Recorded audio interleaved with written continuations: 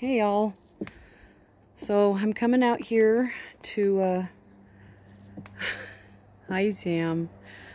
Coming out to talk about Daisy and just let you guys know what happened to her. I thought about writing it all down, and I probably will at some point put it in the blog. But for now, I just wanted to talk about it, and I wanted to sit out here with the woolly behemoths and let you guys know what happened to our Daisy. So, fair warning, it's kind of gross, I guess. I don't know, I think my grossness level has changed since having sheep. So, anyway, let's tell you what happened. So, Sunday night, my daughter and I went out to take care of the sheep like we always do. And, you know, we give them their bread and their hay, fresh water and everything. And Daisy at that point she had erped up a whole bunch of, it looked like foam and maybe a little bit of green stuff. And she was still coughing and erping some stuff up. And this had happened before, minimally, with Black Velvet. Black Velvet had choked on some alfalfa pellets, I think because Rohan had been trying to shove her out of the way. But Black Velvet, you know, erped up all this green foam and she got it out of her system and she was fine. And so I assumed that Daisy would be the same, and, you know, she wasn't grinding her teeth at that point. And for those of you who don't know, when a sheep grinds their teeth, it's because they're in pain. It's the only time really I think that they do it, is stress or pain. And she wasn't doing that. She was just slobbering a little bit, but, you know, a lot of stuff had come up, and she started eating her hay with everybody else, so we figured everything was fine. And checked on her that night at midnight. I think that was how, I'm trying to remember the timing of this, but at midnight I looked at the barn cam and she was still, I saw her cough some more stuff up on the barn cam. And so my son went out, and because he was still dressed at midnight, I was in my nightgown, and my son went out, took 3 animal crackers out and some fresh salt and baking soda, just in case she was bloated. But I didn't think that was a symptom of bloat, so I didn't think that was what was happening. But he took that stuff out for her, and I watched on the barn cam, and I'm glad I did. I got to take some snapshots of him, you know, petting her and taking care of her. But he came in, he said, you know, she ate the animal crackers, she seems fine. She wasn't interested in the salt and the baking soda, but I put it in her feeder, and, you know, hopefully she'll have some. And so that was great. So again, just figured I'd wake up Monday morning and she would be fine. And unfortunately woke up Monday morning, and I'm pretty certain she had been on her feet all night. She had the same look about her that Panda Bear had a few years ago when Panda Bear was so sick. Panda Bear was just about dead, and she wouldn't lay down. She would not get off of her feet, because I think what happens in a sheep's mind is that when they know that they're bad off, they try to stay on their feet as long as they can, because they know once they go down, they're done for. So Daisy had that look about her, hadn't really moved from where I had seen her with Ian in the barn, and there were big puddles of this stuff that she had been erping up. So I knew things were bad. So again, I can't say it enough. Thank God for Washington State University's veterinary teaching hospital. I called a little before 8, got their emergency switchboard. They got the message to Dr. Bredenberg, who called me back, I think within 5 minutes, and, you know, asked what was up. And I told her, and she said, oh yeah, get her in. You know, so my husband hooked up the horse trailer, and we got her loaded and got her over there. And this next part is kind of hard to talk about, just because, you know, it was hard on Daisy. What they needed to do is try to see if they could get the whatever was blocking. We all kind of thought, I thought, like maybe she had an abscess, like something had gotten caught in her throat. maybe was blocking it, but she was still breathing okay. And that's one thing Dr. Bredenberg said, is if there is a blockage in there, she's still getting air, because if she wasn't, she would have bloated and died really fast.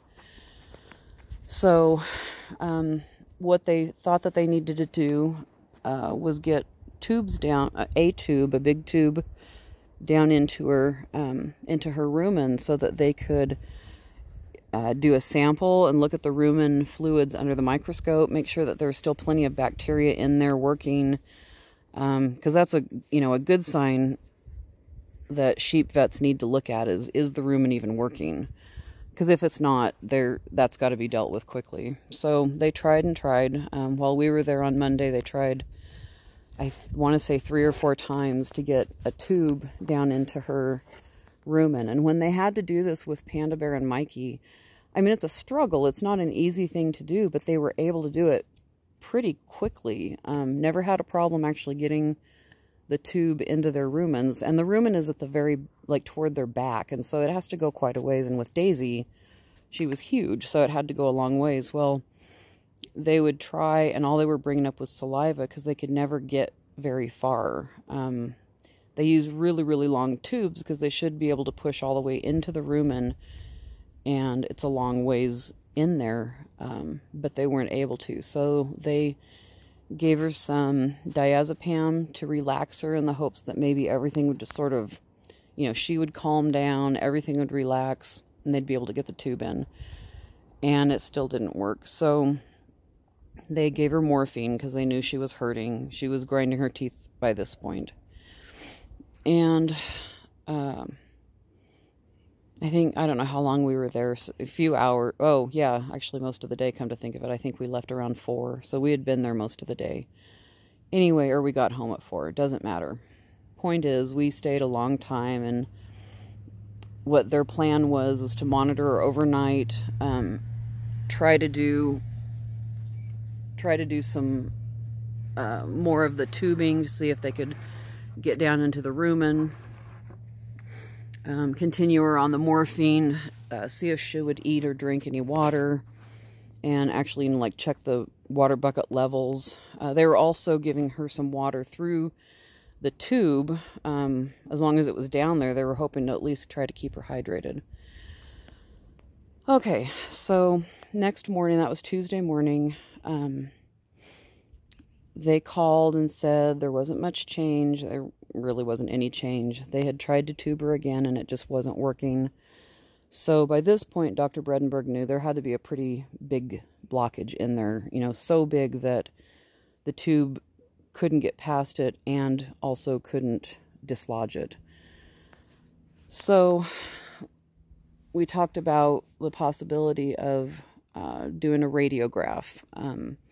And if the radiograph didn't really show what the problem was, oh, Radagast, be nice. What the problem was, then they would give her barium like you do for humans, and that would show on the X-ray or the radiograph exactly where the barium stops, and hopefully give us an idea of where the blockage was. At this point, Dr. Bredenberg's concern was, this is an enormous blockage, and chances are it's stretched out her esophagus. And once it's stretched out that far, there's a good chance that would never go back to being this, a normal size again, in which case, once she starts eating, it's all going to happen all over again. So I considered not doing the radiograph. The entire time we were there on Tuesday, she was grinding her teeth regularly, far more than she had been the day before. So I knew she was hurting, and I thought pretty seriously about not doing the radiograph and just putting her down. And then when Dr. Bredenberg came in, I just said, no, we need to see the radiograph, because I do not want, weeks, months, years down the line to go, dang it, what if it had been fixable? I don't think it is. Dr. Bredenberg didn't sound like she thought it was, but what if? So decided to go ahead and do the radiograph. And I got to tell you this, Daisy always fought us, when we'd try to put her on a lead. Sometimes it took 2 of us to control her, 2 leads hooked to her collar, managing her. And she was always such a little lady when she went to the vet. And Dr. Bredenberg came and put a halter on her and just led her down the hallway like they were going for a walk. And it's like one of my favorite, hello buddy, one of my favorite mental images now is Dr. Bredenberg taking my big sheep for a walk. Anyway, took her back, and Dr. Bredenberg did the radiograph, and Dr. B came back and said she was a princess. I'm like, well, of course she was. Just walked down there like a little lady. I know some of that was because she wasn't feeling good, but I think sheep truly do know when you're trying to help them, and I think she knew that. I think she knew at this point, we were all just trying to help. So the radiograph images came back not very much later, and not only was it a blockage, it was an enormous blockage. I'm not sure if Dr. Bredenberg knows how long it had been building up in there, but it had been building up a very, very, very long time. I don't know if that means months or years, or, I mean, basically from her, like, I don't know how to describe it, but from the top of her esophagus maybe, or the base of her esophagus, where it starts going into her body. Forgive me, I'm not a vet, and I'm not remembering exactly how she described it, but all the way back, even farther than what they could see on the radiograph, she was full of this blockage. And blockage meaning feed, so hay, primarily was just packed in there. Had not digested like it was supposed to. And of course, my first instinct is, oh my God, what could I have done better? What did I do wrong? And I asked Dr. B if, is there something I could have done better for her? Because Daisy's a food hog. I don't know how many of you have heard me talk about this or seen me write about this, but Daisy was a food hog. She was horrible. That was the reason she and Cupcake and Sam were separated this winter from the little sheep, because the minute we start having to feed hay, Daisy was swinging her big old head and knocking the other sheep out of the way, fighting them, and I wasn't going to let her do that to Panda Bear. I didn't want her doing it to any of the others, obviously, but the others could take it and fight back a little bit and are quicker on their feet, and I just wasn't going to let my little old lady Panda Bear put up with that abuse. So Daisy was a food hog, and what Dr. B said is that Daisy's sin was gluttony, and she did this to herself. She just ate too fast. There's no way of not feeding her so much, because no matter how much I put in there for everybody, she was going to gulp it down. And so, unfortunately, sometimes sheep do that. And it sucks. It really sucks. I mean, in a way, I'm grateful there wasn't anything I could have done better for her, but at the same time, I hate that I couldn't do something better for her. So, at this point, Dr. B said that there were a couple of treatments that they could try, but she was very, I could tell by the way she was saying it, she wasn't convinced that it would be a good idea to try. And that's no reflection on her, a bad reflection on her. What I love about Dr. Bredenberg and Dr. Bradley and all of the vets we've encountered at WSU is that, sorry, I was holding it together till I start talking about those awesome people. They are kind, and they're compassionate, and they're professional, and they're honest to a fault. And they let us know, yeah, we can try to do this, or no, or, yes, we can try to do this, and we think there's a chance it'll work, or yes, we could try to do this, but we don't think it's a good idea, or just flat out don't do it. They're just awesome. They're knowledgeable, and they're awesome. So she described a couple different things they could have tried, and I said no. I said she's in pain, and if her esophagus has stretched out, and she's a food hog, it's just a matter of time before it would have happened again. And Dr. B said, I'm glad you said that, because if you had said you wanted to try, I probably would have tried to talk you out of it. She said, I just don't see a good prognosis with anything that we try.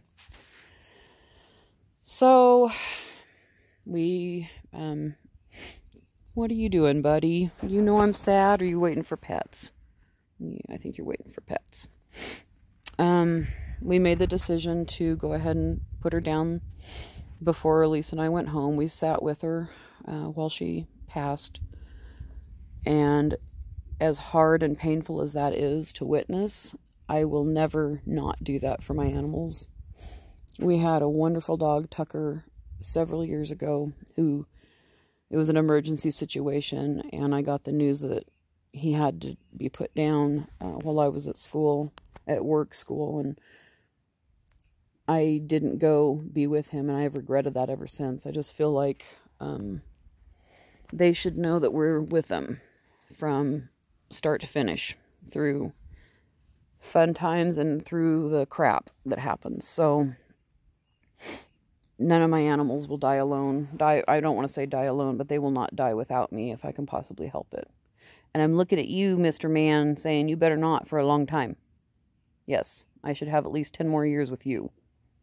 Yes. So Daisy passed away peacefully, and they're going to do a necropsy. Just, you know, we know what the problem was. The radiograph was clear, but it's a good teaching opportunity for the students at WSU, the vet students, and it's also just, it's good to know. I'm curious, honestly, how big was that thing, you know, and how long had this been going on? And it's funny that this little miss came over to visit here because she's a food hog. Yeah, you. I'm not, I say that, and I don't want anybody watching this to go, oh my God, Rohan. You know, she's a food hog, and she's ridiculous. Yeah, you just smelled your own pee. Let's just tell everybody that. We could use a good laugh right now. Why would you do that? Yeah, you're special. Rohan is a food hog, but I'm not as concerned about her with this because she's very young and she's silly and she is very active. And part of me kind of wonders if Daisy was huge.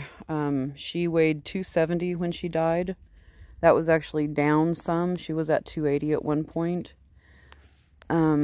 She was a big, big girl, starting to get arthritis in her front shoulders, basically.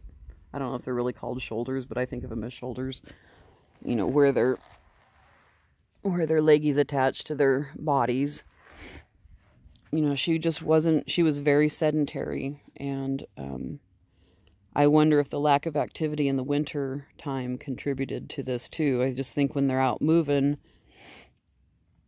they're helping with the digestion. It's kind of like us. I mean, I feel like crap when I'm sedentary.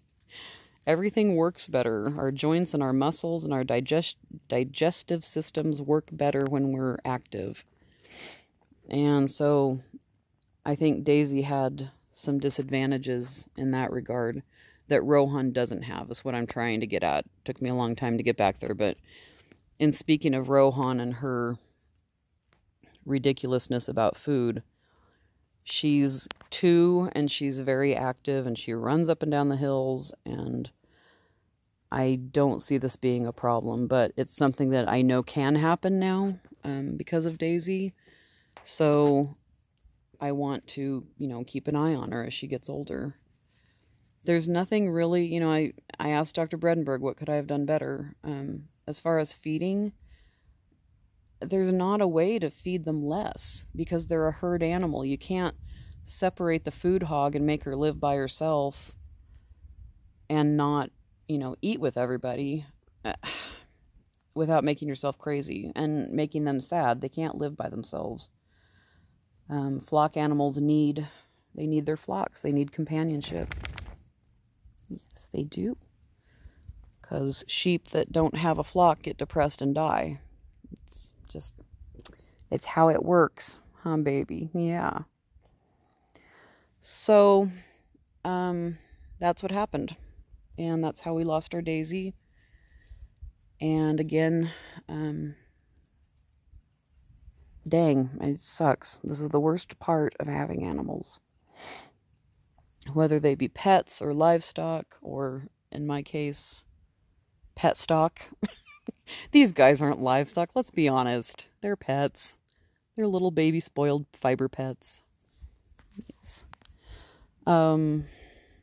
Yeah, so it stinks, but I know that she's not in pain anymore. I know she's okay, and I know Black Velvet is now also making the weird, oh, and yawning. Oh gosh, you're cute.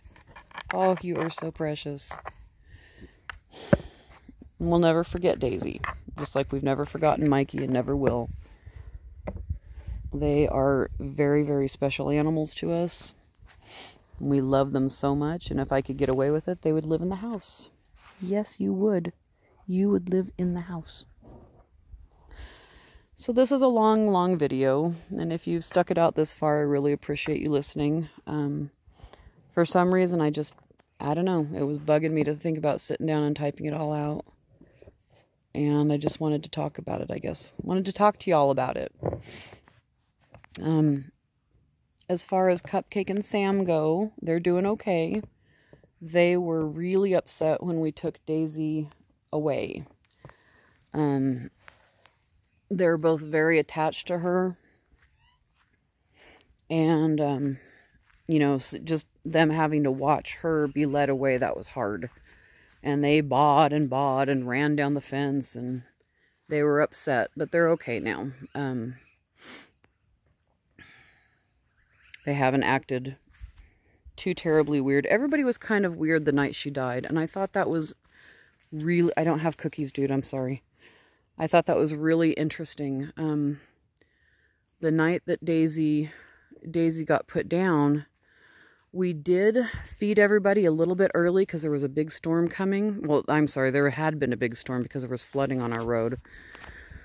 And there was a break in the storm, but it was kind of earlier than we usually put them down, or put them to bed. And so, you know, I'm like, Elise, let's get out there now and take care of it. And it was still pretty light out. So we did that, and it was like, I don't know, 3 hours later, it was after it had gotten dark, all of a sudden everybody was out here just bellowing. And from where I was sitting in the living room, I could only hear Rohan because she's really loud. And then I could hear Sam a little bit because he's got such a distinctive low baa that it really carries. But I couldn't hear anybody else. Well, David comes out of the bedroom and he's like, Jennifer, they're all going nuts out there. And so he and I went out in the rain and got everybody extra hay because everybody had eaten a lot too. They'd eaten like almost all the hay we had put out, which was also an odd thing. So we got more hay for them, and then David helped me get everybody locked into their barns for that night. Because with the weather, the storm, I don't know if that's what they were upset about.